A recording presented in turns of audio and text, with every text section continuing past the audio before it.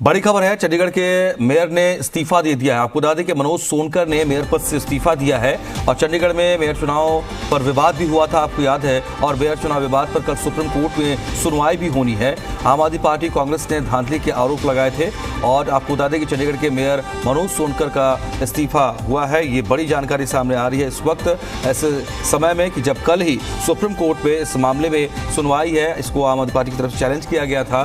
इसके बाद से तमाम बैठकों पर निगम के रोक लगा दी गई थी सुप्रीम कोर्ट। इससे पहले कि कल ये सुनवाई होनी है, उससे पहले ये जानकारी आ रही है कि बीजेपी के मेयर मनोज सोनकर ने इस्तीफा दे दिया है। आप याद है कि जो इस मामले में काफ़ी विवाद भी सामने आया था और जो इसके प्रिजाइडिंग ऑफिसर थे उनको लेकर के भी, इनके वीडियो को लेकर के भी काफ़ी बातें सामने आई थी और इसके अनिल मसीह को लेकर के काफ़ी सवाल उठाए गए थे। मामला सुप्रीम कोर्ट में गया था और अनिल मसीह के वीडियो को देखा भी गया था। इस पर काफ़ी सुप्रीम कोर्ट ने हैरानी भी जताई थी। और जो चुनाव हुआ था वहाँ बीजेपी को 16 वोट मिले थे, जबकि आम आदमी और पार्टी और कांग्रेस ने मिलकर यहाँ निगम चुनाव लड़ा था, 12 वोट मिले थे। इस स्थिति में कि उनके 8 वोट इनवैलिड हुए थे और इसी के बाद ये जो पूरा चुनावी प्रक्रिया जो पूरी हुई थी उसको आधार बनाकर और उसके वीडियो को आधार बना करके सुप्रीम कोर्ट में इस मामले को चैलेंज किया गया।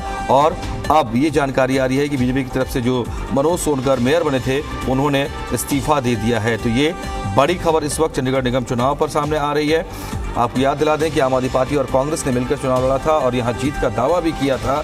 एक माइलस्टोन के तौर पर आने वाले चुनावी माहौल के हिसाब से इसको बता रहे थे वो, लेकिन ऐन मौके पर जिस दिन ये चुनाव हुए थे, आपको बता दें कि उस दिन बीजेपी को बहुमत हासिल हुआ था। ऐसी स्थिति में कि जब बीजेपी और कांग्रेस साथ में, आम आदमी पार्टी और कांग्रेस के साथ मिलकर चुनाव लड़े थे, लेकिन आपको याद दिला दें कि यहाँ कांग्रेस और आप के अलायंस के तौर पर जो उम्मीदवार थे उनमें आम आदमी पार्टी के 12 वोट उनको हासिल हुए।